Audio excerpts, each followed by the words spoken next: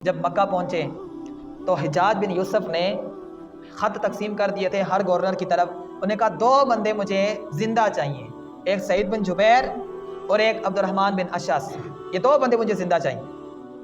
اب جب مکہ کے گورنر کے پاس پہلے خط پہنچ چکا تھا, سعید بن جبیر رضی اللہ تعالیٰ عنہ جب وہاں پہ پہنچے تو مکہ کا گورنر ادب والا تھا, اس کو پتا تھا کہ یہ ایک عالم دین ہے, اللہ پاک نے ان کو بڑا مقام عطا فرمایا ہے. ادب والے جو ہوتے ہیں وہ جو خود مرتبے والے ہوتے ہیں وہ دوسروں کا مرتبہ اور ان کے مقام کی قدر کرتے ہیں. تو انہوں نے کہا کہ میں آپ کے سامنے ہاتھ جوڑتا ہوں کہ آپ مکہ میں نہ رہیں, کیونکہ اگر آپ یہاں پہ رہیں گے تو حجاج بن یوسف کے بندے میرے پاس اگر آپ کو دیکھیں گے تو میرے لیے بھی مسئلہ بنے گا اور آپ کے لیے بھی. تو ایسا کرتے ہیں کہ میں آپ کو کسی جگہ پہ چھپا دیتا ہوں, تو آپ نے وہاں سے باہر نہیں نکلنا. اب سعید بن جبیر رضی اللہ تعالیٰ عنہ کو انہوں نے مکہ اور مدینہ کے درمیان ایک غار تھا, اس کے اندر چھپایا اور کہا کہ ہر 2 مہینے بعد میں آپ کو کھانے کا جو سامان ہے وہ وہیں پر پہنچا دیا کروں. اسی طرح حضرت سعید بن جبیر رضی اللہ تعالیٰ عنہ نے اس غار کے اندر 16 سال گزارے, اور 16 سال وہ مکہ کا جو گورنر تھا وہ آپ کی خدمت کرتا رہا اور آپ کے لیے وہ سامان اور وہ کھانا پینا وہاں پہ بیچتا رہا. 16 سال جب گزرے تو آپ تنگ آ گئے, نہ حجاج بن یوسف مر رہا ہے, نہ اس کی گورنری ختم ہو رہی ہے, اور نہ آپ وہاں سے کہیں باہر جا سک رہے. آپ تنگ آ گئے, آپ نے کہا یہ اس طرح تو مسئلہ نہیں بنے گا, اس طرح تو معاملات نہیں چلیں گے. آپ نے کہا اس سال کچھ بھی ہو جائے میں جاؤں گا, حج پہ جاؤں. اب حج کا موسم آیا, سعید بن جبیر رضی اللہ تعالیٰ عنہ بغیر بتائے نکلے, اور نکلنے کے بعد چلے گئے حتیم میں پہنچے, وہاں پہ آپ نفل ادا کر رہے تھے. حجاج بن یوسف نے انہی دنوں کے اندر ایک میٹنگ رکھی تھی, سارے گورنروں کو بلایا ہوا تھا. اس نے کہا یہ کیسے ہو سکتا ہے کہ ایک بہت بڑا عالم دین, مشہور عالم دین سعید بن جبیر, جس کو اللہ نے شیخ القرآن اور شیخ الحدیث یعنی بنایا ہے, اس کو قرآن کا بھی علم ہے, حدیث کا بھی علم ہے, وہ جہاں پہ بھی جاتا ہے علماء کی اور طلباء کی وہاں پہ محفل جم جاتی ہے, یہ کیسے ہو سکتا ہے کہ بھائی اتنا عرصہ ہو گیا اور تم ایک بندہ نہیں ڈھونڈ سکے؟ کہا 1 مہینے کا ٹائم ہے, اگر بندہ نہ ملا تو میں تم سب کو قتل کر دوں. وہ بڑا ظالم بندہ تھا. حجاج بن یوسف جو ہے اسلامی بادشاہوں کے اندر بڑا ظالم بندہ تھا. میں نے آپ کو پہلے بتایا کہ 40 صحابہ کرام کو اس نے شہید کیا. تو جب آپ نے وہاں پہ حتیم پہ نماز پڑھے تھے تو اتنے میں نا اس کا جو جلاد تھا حجاج بن یوسف, اس کی نظر پڑی. وہ آیا, آپ کو یہاں سے گربان سے پکڑا اور کہا تم وہی سعید بن جبیر ہو جس کو ہم 16 سال سے ڈھونڈ رہے ہیں؟ آپ نے فرمایا بالکل میں وہی ہوں, میں وہی ہوں, کیا کرنا ہے؟ انہوں نے کہا چلو ہمارے ساتھ. اب مکہ کا گورنر وہاں سے پہنچا, اس نے نا اشارے سے ہی اشارہ کر دیا کہ میں نے آپ کی 16 سال خدمت کی ہے, میرا نام نہیں لینا. میں نے جو آپ کی خدمت کی ہے اس خدمت پہ میرا نام لوگوں کو مت بتانا کہ میں نے آپ کا ساتھ دیا ہے, ورنہ میرے لیے بھی خیر نہیں ہے. آپ نے کہا ٹھیک ہے, آپ نے اس کا نام نہیں لیا. اب وہ 12 بندے تھے حجاج بن یوسف کے, جو 12 بندے بھیجے ہوئے تھے, وہ جلاد اور اس کے ساتھ 12 بندے تھے, وہ آپ کو لے کے چل پڑے, عراق کی طرف جا رہے تھے. تو مکہ اور عراق کے راستے میں ایک عیسائی کا گرجا گھر آیا, جہاں پر عیسائی عبادت خانہ, جہاں پر وہ لوگ عبادت کرتے تھے, لیکن وہ مسلمانوں کی ہی حدود میں تھا اور مسلمانوں کو وہ جزیہ دیتے تھے یعنی ٹیکس دیتے تھے, اور وہاں پر انہوں نے اپنی گرجا گھر بنایا ہوا تھا اور وہاں پر وہ رہتے تھے. تو رات کا وقت آیا اور یہ جو عیسائی عالم تھا اس کا مطلب بہت خوش اخلاق بندہ تھا, اور جو بھی رات کو مسافر آتے ان کی وہ مہمان نوازی کرتا تھا اور ان کو اپنے پاس رکھتا تھا. تو انہوں نے کہا کہ آج رات کو اس گرجا گھر میں ہم وقت گزاریں گے. تو سعید بن جبیر رضی اللہ تعالیٰ عنہ نے کہا کہ میں اس گرجا گھر میں داخل نہیں ہوں گا. انہوں نے کہا کیوں؟ رات یہیں پہ گزارنی پڑے گی. انہوں نے کہا میں نے قسم اٹھائی ہوئی ہے کہ کبھی بھی کسی عیسائی کے گھر رات نہیں گزارنی میں. انہوں نے کہا اس جو بندے تھے انہوں نے کہا اچھا تمہارا بھاگنے کا پروگرام ہے. انہوں نے کہا تم میری درخت کے ساتھ میرے ہاتھ پاؤں باندھ دو اور رات تم اندر گزارو, میں اس گھر میں داخل نہیں ہوں. اب وہ جو عالم دین تھا اس کا عیسائیوں کا بڑا خوش اخلاق تھا. انہوں نے کہا چلو پھر ایسا کرو کہ ہم یہاں پہ گوشت وغیرہ پکاتے ہیں, اور ادھر کے جنگلی جو جانور ہیں خاص کر بھیڑیے وہ سارے رات کو یہاں پر چکر لگاتے ہیں اور ہڈیاں شڈیاں اٹھا کے لے کے جاتے ہیں. اگر یہ بندہ یہاں پہ اس نے بندہ ہوا دیکھا تو وہ رات کو اس پر حملہ کریں گے اور اس کو نقصان پہنچائیں گے. آپ ایسا کریں کہ 2 بندے اس کا پہرا دیں اور اس کو ادھر ہی رہنے دیں, وہ اندر نہیں آ رہا تو ہم کیا کر سکتے. تو 2 بندے مقرر ہوئے جو سعید بن جبیر رضی اللہ تعالیٰ عنہ کو رات کو ڈپٹی دینے لگے, پہرا دینے لگے کہ آپ کو کوئی بھیڑیا نقصان نہ دے. اب جب رات کا وقت آیا آپ کے ہاتھ بندھے ہوئے تھے, آپ نے اشاروں سے نماز پڑھنی شروع کر دی. جب نماز پڑھنی شروع کی, بھوک کی وجہ سے جسم نڈھال تھا, آپ تھوڑا سا جھک گئے اس طرح, تو دیکھا کہ جتنے بھی جنگل کے بھیڑیے یہ شیر وغیرہ ساری چیزیں نا آپ کے ارد گرد جمع ہو گئی, اور سب نے اپنے سر نیچے رکھے ہوئے ہیں اور سب کی آنکھوں سے آنسو جاری ہیں. وہ جو عیسائیوں کا عالم تھا اس نے اپنا سر باہر نکالا اور اس نے دیکھا اور یہ کیا معاملہ ہے، یہ تو کوئی، جب اس نے شان دیکھی کہ یہ تو کوئی اللہ کا ولی ہے، امت محمدی صلی اللہ علیہ وسلم کا کوئی عالم دین ہے، انہوں نے پوچھا یہ کون ہے، انہوں نے کہا یہ سعید بن جبیر ہے۔ وہ سعید بن جبیر جس کے اتنے شاگرد ہیں حدیث کے اندر اور قرآن کے اندر تفسیر کے اندر، اتنے شاگرد جس کے ہیں، وہ سعید بن جبیر؟ نے کہا وہی ہے۔ انہوں نے کدھر لے کے جا رہے ہیں؟ انہوں نے کہا حجاج بن یوسف کے پاس۔ انہوں نے کہا میں تمہارے آگے ہاتھ جوڑتا ہوں کہ اس کو وہاں پہ نہ لے کے جاؤ، حجاج بن یوسف اس کو ضرور قتل کرے گا، لیکن اتنا بتا دوں اگر تمہاری وجہ سے یہ شخص قتل ہوا تو تمہاری زندگیاں خراب ہو جانی۔ یہ اللہ کا محبوب بندہ ہے اور یہ سارے معاملات دیکھ لو کہ جو جانور نقصان پہنچانے والے ہیں وہ اس کی اتباع میں بیٹھے ہوں، لیکن اس کے باوجود بھی 8 بندوں میں ان میں سے 8 بندوں نے کہا ٹھیک ہے جناب ہم اس کو نہیں لے کے جاتے، ہم کہیں گے ہم سے بھاگ گیا ہے، لیکن 4 بندے جو تھے انہوں نے کہا نہیں، اگر ہم لے کے ضرور جائیں گے، ہمیں انعام دیا جائے گا۔ پھر وہ سب متفق ہو گئے، ان کو لے جانے لگے۔ اب سعید بن جبیر رضی اللہ تعالیٰ عنہ جب گئے، عراق میں پہنچے، وہاں پر ہی آپ کا گھر تھا، تو آپ نے ان سے اجازت مانگی کہ ایسا کرو کہ 16 سال ہو گئے میں اپنے گھر نہیں گیا۔ جب گھر سے نکلنے لگے تھے، نہیں آپ کی شادی ہوئی تھی، 7 دن اپنے گھر میں گزارے تھے، تو آپ نے فرمایا کہ 16 سال ہو گئے میں اپنے گھر نہیں گیا، مجھے آج رات اپنے گھر گزارنے دو، صبح مجھے لے جانا۔ انہوں نے کہا نہیں تم رات کو بھاگ جاؤ گے، لیکن وہ 12 بندوں کا جو سردار تھا، جلاد تھا، انہوں نے کہا اگر یہ بندہ جھوٹا ہوتا نا تو اللہ پاک اس کو یہ مقام نہ دیتا جو کہ ہم نے کل رات کو دیکھا ہے، جانے دو۔ اب حضرت سعید بن جبیر رضی اللہ تعالیٰ عنہ جب گھر گئے، گھر کا دروازہ کھٹکھٹایا تو اندر سے ایک 15 سال کا نوجوان باہر نکلا۔ تو جب معلومات کی گئی تو وہ حضرت سعید بن جبیر رضی اللہ تعالیٰ عنہ کا صاحبزادہ تھا، بیٹا تھا۔ آپ گئے، آپ جا کے آپ نے کپڑے تبدیل کیے، اپنی صفائی کی اور کہا کہ میں آج رات جاتا ہوں، مجھے پتہ ہے صبح حجاج بن یوسف نے مجھے شہید کر دینا ہے، لیکن اس سے پہلے میں اللہ کی ملاقات کے لیے اپنی جان کو تیار کروں اور اپنے جسم اور ہر چیز کو صاف کروں اور اللہ کے سامنے پیش ہو جاؤں۔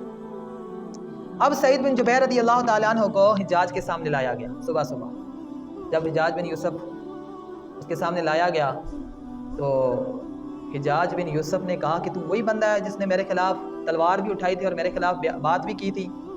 آپ نے فرمایا ہاں میں وہی ہوں، میں وہی ہوں جس نے تیرے خلاف تلوار بھی اٹھائی تھی اور تیرے خلاف جنگ بھی کی تھی۔ انہوں نے کہا تجھے میرا پتہ نہیں ہے کہ میں کون ہوں؟ انہوں نے کہا میں بالکل تجھے بھی جانتا ہوں اور تجھ سے پہلے بڑے لوگوں کے بارے میں سنا ہے، فرعون، شداد اور حمان، بڑے لوگوں کے بارے میں سنا ہے کہ قرآن میں سے نا آپ نے ہر اس کے سوال کا جواب دیا۔ حجاج نے جو بات کی آپ نے قرآن سے اس کا جواب دیا، کہتے ہیں ان کا بھی کوئی وجود نہیں ہے اور تیرا بھی کوئی وجود ابھی باقی نہیں رہے گا۔ اب حجاج بن یوسف نے کہا جاؤ اس کو لے کے اس کو قتل کرو۔ جب آپ کو شہید کرنے کے لیے لے جانے لگے تو آپ مسکرائے، اور ظالم کے سامنے مسکرانا اس کو اور تکلیف دیتا ہے کہ بابا اس کو میں قتل کروا رہا ہوں اور یہ آگے سے مسکرا رہا ہے۔ انہوں نے کہا تو مسکرا کیوں رہا ہے؟ انہوں نے کہا میں تجھ پہ مسکرا رہا ہوں کہ اللہ رب العزت نے تجھے جو ڈیل دی ہوئی ہے تو اس کا کس طرح ناجائز فائدہ اٹھا رہا ہے۔ اس نے کہا اس کو میرے سامنے یہیں پر قتل کرو۔ حضرت سعید بن جبیر رضی اللہ تعالیٰ عنہ نے جب ان کو قتل کے لیے لٹانا تو آپ نے اپنا منہ نا قبلہ کی طرف موڑ دیا اور آیت پڑھی کہ انی وجہت وجہی للذی فطر السماوات والارض حنیفا وما انا من المشرکین۔ تو انہوں نے کہا نہیں، اس کا جو سر ہے نا، اس کا جو چہرہ مبارک وہ قبلہ سے دوسری طرف موڑو، دوسری طرف پھیرو۔ تھا مسلمان لیکن وہ بدبخت اپنے ظلم کی وجہ سے اور ان ساری چیزوں کی وجہ سے اتنا مضبوط الخواص ہو گیا تھا کہ اس کو پتہ نہیں چلا کہ میں کیا کر رہا ہوں۔ اب وہ اگر قبلہ کی طرف اپنا منہ کر کے اگر شہید ہونا چاہتے ہیں تو اس میں کیا حرج ہے؟ تو آپ نے اس کا کہا اس کا قبلہ کی طرف سے منہ کسی اور طرف پھیر دو۔ جب ادھر پھیرا تو آپ نے آیت پڑھی للہ المشرق والمغرب فأینما تولوا فتم وجہ اللہ، کہ اللہ کے لیے مشرق ہے اور مغرب ہے، تم جدھر بھی منہ پھیرو گے ادھر تم اللہ کو پاؤ گے۔ اب اس کو اور غصہ آیا، انہوں نے کہا شہید کر دو۔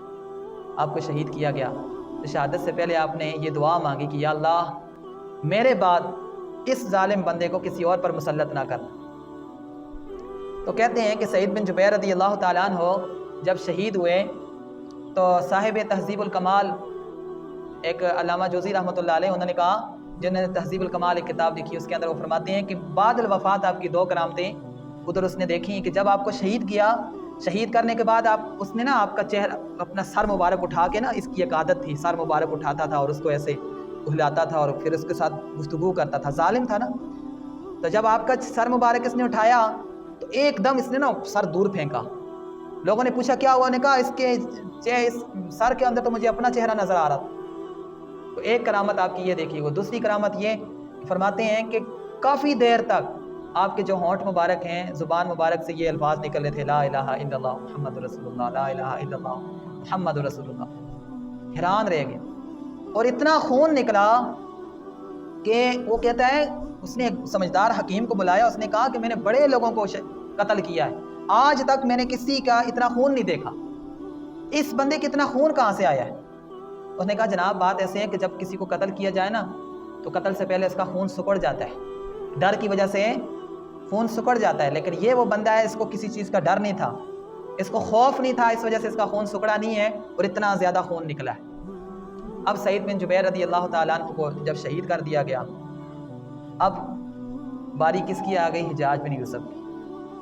حجاج بن یوسف جو ہے ویسے اسلامی سلطنت کا بادشاہ رہا ہے، ظالم تھا، اس نے 40 سے زیادہ صحابہ کرام کو شہید کیا، اور جو عام مسلمان ہیں ان کو کتنی وہ کچھ بہت پتہ نہیں کتنے ہزاروں کی تعداد میں اس نے مسلمانوں کو شہید کیا۔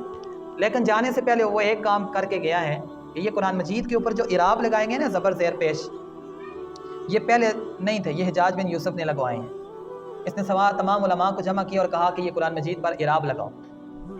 تو جب یہ اعراب لگانے لگا تو اس وقت کی ایک بات ہے کہ کچھ نا عیسائی انہوں نے بڑے بڑے سونے چاندی اور تحفے لے کر آئے اور ان سے کہا کہ آپ ایسا کریں کہ قرآن مجید کے اندر ایک آیت ہے اور ایک آیت کا ایک لفظ ہے، بس آپ نے وہ لفظ چینج کرنا ہے۔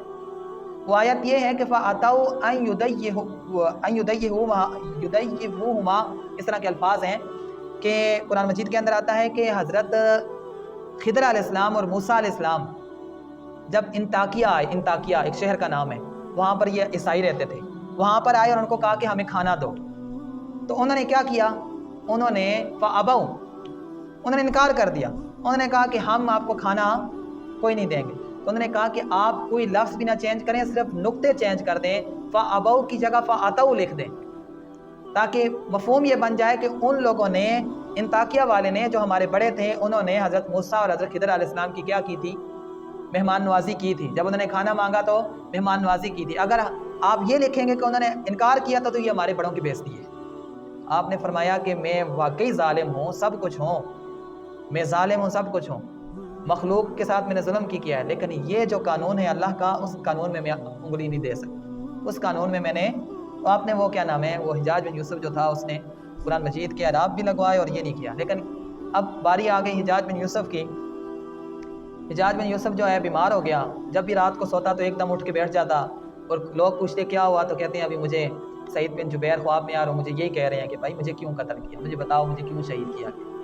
بار بار کرتے کرتے کرتے اتنا وہ ہو گیا، ذہنی معاملات اس کے خراب ہو گئے، ٹینشنیں، پریشانیاں، حکومت سے فراغت، اور اس کے نا پیٹ میں درد شروع ہو گیا۔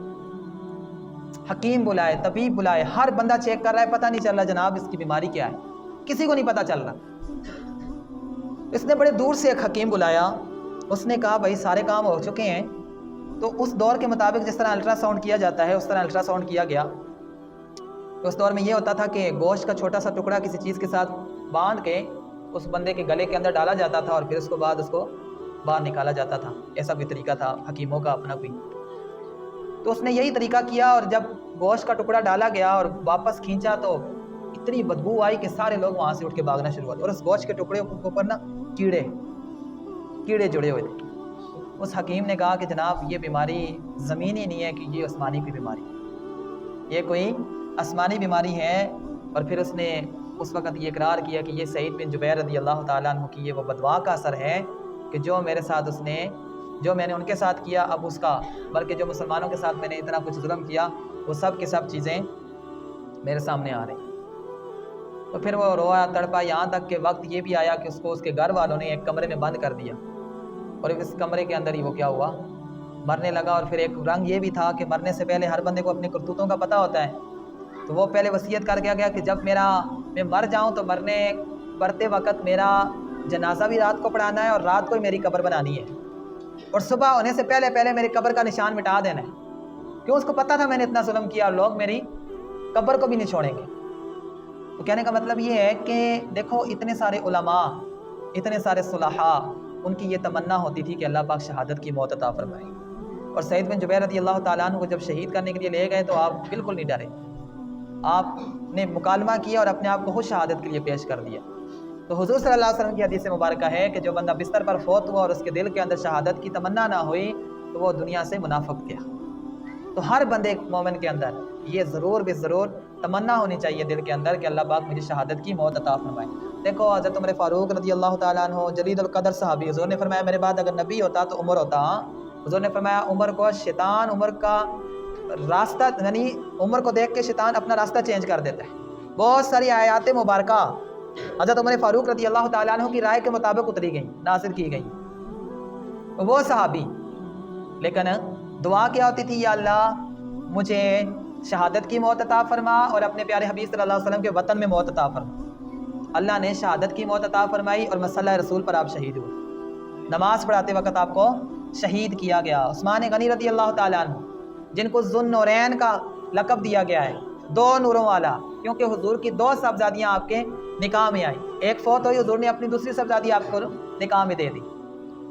تو حضور نے فرمایا کہ عثمان کو اللہ نے وہ مقام دیا ہے کہ عثمان کے جو فرشتے ہیں وہ بھی حضرت عثمان رضی اللہ تعالیٰ عنہ سے حیا کرتے ہیں۔ ہاں تو ان کی بات کر رہا ہوں، ان کو بھی اللہ پاک نے شہادت کی موت عطا فرمائی۔ قرآن مجید کی تلاوت کر رہے تھے اور آپ کو کیا نام ہے، خوارج نے آ کر آپ کو شہید کیا۔ اور حضرت علی المرتضیٰ رضی اللہ تعالیٰ، حضور نے فرمایا جس کا میں آقا ہوں علی بھی اس کا آقا ہے۔ ہاں حضور نے کتنی ہی فضیلتیں حضرت علی المرتضیٰ رضی اللہ تعالیٰ عنہ کے بارے میں، لیکن ان کو بھی اللہ رب العزت نے شہادت کی موت عطا فرمائی۔ عبد الرحمن بن ملجم المرادی، حضور نے فرمایا دو شخص دنیا کے سب سے بدبخت ترین انسان ہیں، ایک وہ جس نے حضرت صالح علیہ السلام کی اونٹی کو شہید کیا تھا، اور دوسرا حضور نے حضرت علی المرتضیٰ رضی اللہ تعالیٰ عنہ کی داڑھی مبارک کو پکڑا اور فرمایا کہ جو اس داڑھی کو خون سے رنگے گا اور حضرت علی المرتضیٰ رضی اللہ تعالیٰ عنہ کو شہید کرے گا۔ تو یعنی شہادت کی بات بھی پہلے بتا دی تھی، اور حضرت علی المرتضیٰ رضی اللہ تعالیٰ عنہ بھی شہید ہوئے۔ حضرت امام حسن رضی اللہ تعالیٰ عنہ آپ کو زہر دے کر شہید کیا گیا۔ نوجوانوں کے جنت میں نوجوانوں کے سردار ہیں، لیکن موت کون سی آئی؟ شہادت کی۔ حضرت امام حسین رضی اللہ تعالیٰ عنہ، ان کے بارے میں حضور نے وہی فرمایا جو حضرت امام حسن کے بارے میں فرمایا، لیکن موت کون سی آئی؟ شہادت کی۔ تو الغرض کہنے کا مطلب یہ ہے کہ اللہ کے محبوب جتنے بھی بزرگ ہستیاں محبوب بندے ہیں ان کو اللہ تعالیٰ نے شہادت کی موت عطا فرمائی، کیونکہ یہ ایک مرتبہ مقام ہے۔ اور قرآن نے فرما دیا نا کہ شہید تو مرتے ہی نہیں ہیں، شہید تو زندہ ہیں، بلکہ ان کو قبروں میں ان کو رزق دیا جاتا ہے۔ تو ہر بندہ مومن کے دل کے اندر یہ تمنا ہونی چاہیے، بلکہ اس کی دعا ہونی چاہیے کہ اللہ پاک مجھے شہادت کی موت عطا فرمائے، ہر بندہ مومن۔ اور میں نے حدیث آپ کو پہلے بھی بتائی ہے، شروع میں بھی سنائی ہے پھر ایک دفعہ، کہ جو بندہ اس حالت میں فوت ہوا، بستر پر فوت ہوا، اور اس کے دل کے اندر یہ تمنا نہیں تھی کہ یار میں شہید ہو جاؤں، تو حضور نے فرمایا کہ وہ دنیا سے منافق گیا، منافق مرا۔ اپنی دعاؤں کے اندر شہادت کی موت کی دعا مانگا کریں کہ اللہ پاک ہمیں شہادت کی موت عطا فرمائے۔ اور شہید کی موت کیا ہے؟ حضور نے فرمایا جس طرح کانٹا چبھنے پر تکلیف ہوتی ہے اتنی شہید کو تکلیف ہوتی ہے۔ حضور نے فرمایا شہید کی روح نکلتی ہے تو روح نکلنے سے پہلے جنت کے اندر اپنا ٹھکانہ دیکھ لیتا ہے۔ حضور نے فرمایا کہ جب شہید کی روح نکلتی ہے تو آسمانوں کے اندر اعلان کر دیا جاتا ہے کہ اللہ کا محبوب آ رہا ہے، استقبال کرو، سارے فرشتے اس تک استقبال کر رہے ہوتے ہیں۔ تو یعنی شہادت کی موت، مرنا تو ویسے بھی ہے نا، بستر پر بھی مرنا ہے، لیکن اگر شہادت کی موت آ جائے تو یہ بہت بڑی فضیلت کی بات ہے۔ بالغرض کوئی بندہ اگر دعا مانگتا رہے اللہ تعالیٰ سے، اور اگر امید ہے کہ اگر شہید نہ بھی ہوا تو اللہ پاک اس کو شہادت کا رتبہ ضرور عطا فرمائے گا۔ اور شہید کی بھی پھر قسمیں ہیں، ایک شہید حقیقی ہوتا ہے جس کو تیر لگا ہو، جس کو تلوار لگی ہو۔ شہید حکمی جو جوانی میں مرا اس کے بارے میں حضور نے فرمایا شہید ہے۔ جو پیٹ کی بیماری کی وجہ سے فوت ہوا اس کے بارے میں حضور نے فرمایا شہید ہے۔ جو آگ میں جل کر فوت ہو جائے حضور نے فرمایا شہید ہے۔ جو کسی عمارت کے نیچے دب کر فوت ہو جائے اس کے بارے میں بھی فرمایا گیا کہ وہ شہید ہے۔ اچانک موت کے بارے میں بھی فرمایا گیا کہ وہ شہید ہے۔ تو لہٰذا یہ حکمی شہید ہے، لیکن صحیح اصل مرتبہ اور مقام وہی شہادت ہے جو کفار سے لڑتے وقت سامنے۔ تو انشاءاللہ اگلے جمعے جہاد کی بات ہوگی، جہاد کی فضیلت اور شہداء کی اور جو فضیلتیں ہیں وہ بھی بیان ہوں گی۔ اللہ پاک ہمیں عمل کی توفیق عطا فرمائے۔ وما علینا الا البلاغ۔